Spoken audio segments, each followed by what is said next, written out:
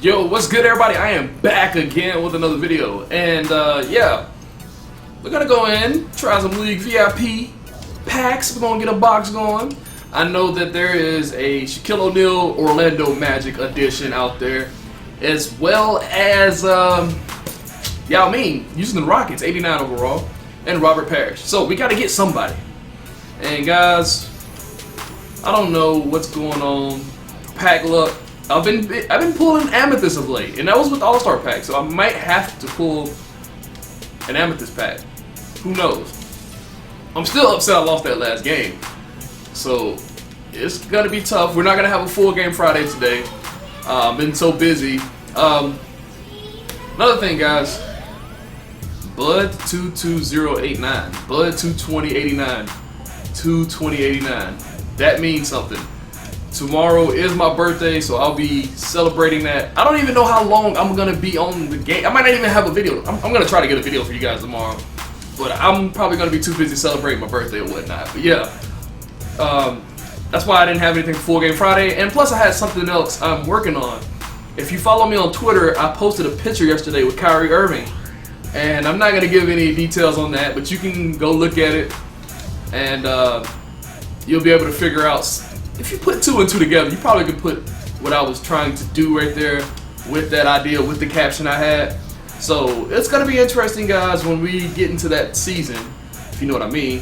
And yeah, I'm just ready to go celebrate my birthday. So I'm trying to get you a quick pack opening. I'm gonna record probably a game for tomorrow or have something else planned. We're gonna get something. We still gotta get the varsity call-ups because we have not had that yet. And I still gotta go look at the comments and see what you guys say. Who needs to go down and who needs to go up, because I pay attention to all that. I told you guys, I read every comment. I might not have the time to reply to every comment, but I see every last one of them. So guys, I'm going to get back with you guys for sure. Get you some kind of video for tomorrow. Don't know yet what it's gonna be, but we're gonna get you something. Let's see if we got anybody with a silver. Let's go to point guards, yeah. Boom. It's that simple, just go to point guards. And apply those badges that are running over. That tells you something, I'm running over on badges. Over time, I'll eventually put them on guys, but I only want to put them on players I know I'm going to have around for the whole year. If you're going to be a card that I know that I have to get rid of at some point, because I'm going to sell the collection back once you get MJ or the highest, whatever it is. So, yeah. Alright, guys. The packs have been super dry so far. They're not going to even give me a historic player on this Friday. Like, I thought they should have came out with historic packs by now, but they didn't. Can't complain. It's Flashback Friday without flashback players. Paul George. I don't even think this Paul George sells for much, but we'll send it to the auctions anyway and see if we can get something out of it. But yeah. Let's go. Continue on. Let's go ahead and add that to that Mark Gasol card. I really need another dominant big. You see I got all these amethysts, but I don't have any amethyst bigs. So that'll be something I'm looking to add. Hopefully I can pull a Shaq. I doubt it, but hey. You can always wish, right? Another Paul George, back-to-back Paul George. And a Scott Skiles. Shout out to Scott Skiles. Making those trades happen, maybe. I knew Tobias was not going to last in Orlando. The moment they hired Scott Skiles, I knew he was not going to be there long due to the fact that Scott Skiles is the same reason why Tobias left Milwaukee in the first place to go to Orlando. That trade, he just didn't fit what Scott Skiles wanted. Man, I wish Tobias the best of luck with the Pistons. Stan Van Gundy will treat him right. I like the trade that we got with Brandon Jennings and Ersan Ilyasova. People are like, really? Those guys are... Well, the thing is, guys, those guys are... Their contracts are not guaranteed next year. Free agents. So what we can do is we can get the best out of them because they're going to try to play for a new deal. Ilyasova's got a team option. We can not sign him back if we don't want to. So what we can do is see these guys play tough, try to make it to the playoffs this year. If they don't make it to the playoffs, you go and rebuild. And I think the Magic got almost like $50 million in cap space, which is going to be crazy. Now, there's guys out there like Kevin Durant. I doubt he comes, even though Hennigan is who we got as our general manager. He came from the Thunder. That's the only reason I can say. That's like a negative 2% chance KD comes to the Magic. But yeah, there's other guys out there. DeRozan, who said he wants to be in Toronto, but an early exit in the playoffs could change his mind. He could end up Joe Dumars. Okay, We got Joe Dumars. All right. I like Joe Dumars, man. I love Joe Dumars. Yes, Joe Dumars. I can't even speak right now, man. One of the better shooting guards. Undersized, but he was so great at defense. Oh, man, I lost my train of thought trying to... we were talking about DeRozan. Yeah, DeRozan, yeah. That's a guy that we could target. You got Ryan Anderson. I was hearing the Magic and Al Horford had interest with each other.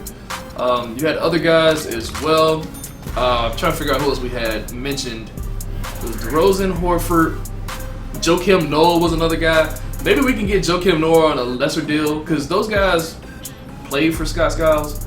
Not that those guys, but Joakim Noah has. So it's interesting because you got guys like that that can go out there and know what the system he wants to run, how to run practice. Because that's the thing. Not every guy works in every system. There's only a certain handful of players that you can just plug into any system. They're not a problem and they can fit in and work. And that's the thing. I think that's a problem with Dwight Howard. He has been struggling with all these teams because he's not the go-to guy. In Orlando, they ran a 4-out 1-in set for him so he could get the rock and do whatever he wanted. Had basically a one-on-one. As I get Danny Ainge, who I should get on the topic of that. That pisses me off.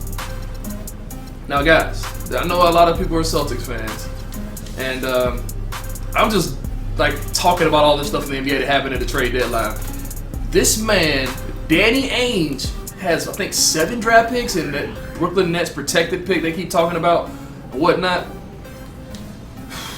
Man, you had a chance to go make a splash in the Eastern Conference where there's only one team above the rest. It's like this. It's like Cavs, Toronto, and then like 7 or 8 teams right here together. Then there's the bottom feeders. You had a chance to put yourself at the same level as Toronto, or even better than Toronto, and be that team to compete with the Cavs. But you did not make a trade because who knows? I don't know. Even if it wasn't a superstar, you got all those draft picks. And you're not going to sit there and draft 7 guys in the draft next year. You're not going to do that. So I was really upset that they did not go for it. And because you understand this, everybody's like, oh, they're the 3 seed. They'll be fine. They're the 3 seed in the Eastern Conference, where the 9th seed spot is 4.5 games back. And that team is the Wizards, I think, at 10, and another the Pistons who made trades. Those 2 teams could be on the rise. And if you look at the other teams right behind the Celtics, they could make a run. So that kind of upsetted me that the Celtics, they're like, all right, we're overachieving with a great head coach who I think is top 5 in the NBA. We're not going to go for it all and put ourselves in elite company with the Cavs. They decided, all right, we'll just hold on to everything. When you could have made a blockbuster deal to bring, they have, Isaiah Thomas is an all-star. He's great. But they need a superstar to go along with that. And that would have been great to see, man. I would have loved to see. You know, Boston Celtics are 3rd in the East. And they have Isaiah Thomas. Avery Bradley's playing great. But you got a bunch of no-names. And it's hard to get national TV coverage with a bunch of no-names. But, man, I don't want to talk about it. I really wish the Celtics would have made a trade of some sort. Because you had guys like Horford. You could have got Gasol for cheap. Man, Cousins got to get out of Sacramento. That could have been Cousins. You just needed a dominant big. There were so many skilled big men out there that they could have gotten. Now I understand not going for Markieff Morris because he's been a head case this year, but yeah, I understand, man. I get it sometimes and I don't get it because that's a team that I thought could have did great. Chicago Bulls, on the other hand, you have a crowded front court of players. Bobby Portis I've seen the hashtag free Bobby Portis for the longest. He's not getting any PT, and when he is, it's hard to get in a rhythm. And I thought for sure when Gasol said, hey, I'm not signing back next year. I am going to test the free agency. I'm like, okay, he's going to test free agency. Let me get rid of this guy. If we're the 7 seed, the team is having headaches with each other, they don't like each other. Hoiberg is trying to get these guys out of here that are not fitting the system of his offense. that are guys that are typical guys. I'm thinking, okay, maybe he goes and does that. Wrong. It's all about the money, man. Sometimes I just feel like in the NBA today, it seems as if we know there's teams out there. We know the Warriors, we know the Cavs, we know the Thunder, Spurs. You can even put the Clippers in there. They made the best trade of the day, getting an athletic, versatile 3-man that can play the 4 whenever they match up against Golden State. That trade was made just for Golden State. Now I understand there's these other teams in the NBA is like, you know what? We're not gonna win a championship, and it seems like they're treating their fan bases wrong by saying we don't even really care about getting in the playoffs. They should have went for it, man. It hurts me to know that certain teams did not go for it when you need to be going for it.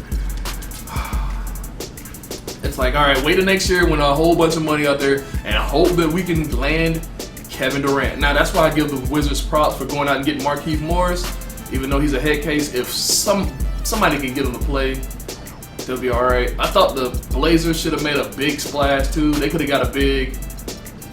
Man, there were so many teams that are on the verge of making the playoffs or in the playoffs. They could take the next step. They just like, all right, we're not worried about it. We know the Warriors and Cavs and Spurs and Thunder are going to be there, so we're not going to worry about it. No, I just pulled that whole box and ran it and didn't get anything in it while I was ranting. So we can continue on because I know you're probably enjoying me talking about basketball for once, because normally I just sit here and talk about what's in the packs, and I'm having fun talking about it, you know?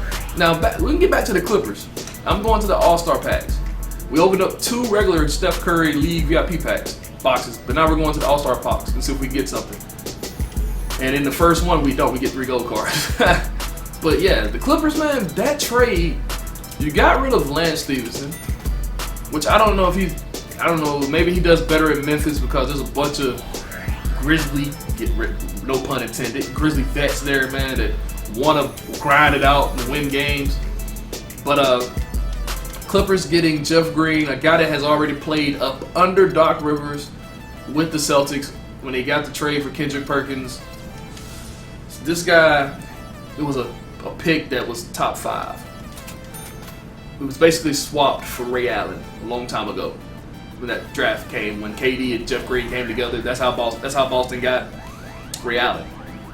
So I'm sitting here thinking, man, Jeff Green, you got CP3 trying to lead the troops, so you're not asked much out of it but say, hey, play solid defense, hit this corner 3. When we get you to rock, just be able to knock down the jumper. I don't know if they're going to turn him to a 3-and-D guy, but he can play the 4, he can guard, especially when they play Golden State. It seems like the Clippers are a lot to be a 4 or 5 in the West, meaning that you're going to see them in the second round against the Warriors. And the Warriors have had their number so far to this point. But, you know, last year CP3 got hurt. This year they blew the game late. They got a big lead and blew it. Maybe Jeff Green is the answer for when the Warriors go small. You could put Jeff Green on Draymond and you don't lose anything. You know, it's one of those things like you have Steph Curry not guarding other point guards, so Clay does that. Well, you got JJ Redick out there running around screens. They don't want to get Steph tired, so they'll put Steph on the 3-man. Well, if that's Jeff Green has the ability to get points when he is called, his number is called. Now, it was an odd stat. I saw it the other day. Since 2012, the Clippers have not had a small forward score 30 points or more. I'm sure Jeff Green can do that. I don't know if they're going to ask him to do that right away, but I'm sure he can get 30 points in a game. But hey, I'm sure they're happy with him getting 15 points a night once Blake comes back, because they have been playing better without Blake. And me doing this discussion and not concentrating on how bad these packs are, oh man, y'all guys, I didn't even look at the packs. The packs are trash right now. I feel like I have just wasted MT and BC. But hey, we're having a good conversation, and I'm hoping you guys are enjoying this, as I am getting ready to go celebrate my birthday. But yeah, all right. So we continue on. I'm trying to think of other teams. Now I know Pat Riley in the Miami Heat wanted to go for it all. They would have made the trade to go for it all in some way, shape or fashion, but they did not, because Chris Bosh get well soon, got hurt, basically with the blood clots in his heart. around his heart. You don't want to risk that, man. And it's crazy. You got guys out there. These packs are bad. Oh my goodness. Oh my goodness. You got guys, man, like that. Pat Riley goes for it all every time. MJ made a solid trade, getting rid of PJ Harrison and getting a guy like Courtney Lee, more consistent player. It seems like they are a team that can do something in the East. I was expecting some other teams to make some moves. They didn't. I even saw the 76ers shopping Okafor around. And the thing was with Okafor, I heard that Joel Embiid is getting ready to come back next year. And right now he's just practicing slow, not full practice, but like coming in and getting a couple reps here and there before practice. Big man drills, you know the routine. Not full out running, sprinting down the court every up and down. But they said that, I quote from Ish Smith, I read an article saying that Embiid is a special player. He looks like he's better than that whole team. Like, he's out there doing post moves, jump shots, soft touch. And he could be probably just like Karl Anthony Towns is this year. Karl Anthony Towns is an amazing rookie that, dude, he could be special. Even if Wiggins does not pan out to be the next great, you got Karl Anthony Towns there in Minnesota. And it seems like I'm just jumping from team to team, but that's how it's going right now. And it's crazy because you got, what, so many 30 teams in the NBA, and I can't name all of them. I'm trying to get to all of them. Phoenix, you did a good job unloading your guys. You unloaded Markieff Morris. But you see, OKC tried to go for a move too by getting rid of DJ Augustine and bringing in another guy. Can't remember who that was right now. Good gosh. But they were trying to go for it. They even got another shooting guard. That's what they got, Randy Foye. But I seem like they gave up a lot for Randy Foye. And when I thought Randy Foye was coming in that moment, I thought that they were not going to do anything at all with Dion Waiters, who I thought they were going to shop at the last second, but they never did. And yeah, we just pulled pack after pack after pack after pack after pack and didn't get anything. Let me go ahead and just pop up a League VIP pack and then just cry away for opening this thing. Hey, Story Scottie Pippen, a card I already got. I'm sure he'll sell for something since he's a 79 silver. But guys, I hope you've enjoyed this video. Subscribe if you are new to the channel. Man, it was dope, man, sitting here talking to you guys about basketball for once. I know it's a change of pace, for sure. I gotta get this thing, y'all. Please drop a like, subscribe if you're new to the channel, comment down below. I'm out. Going to celebrate that birthday, dog.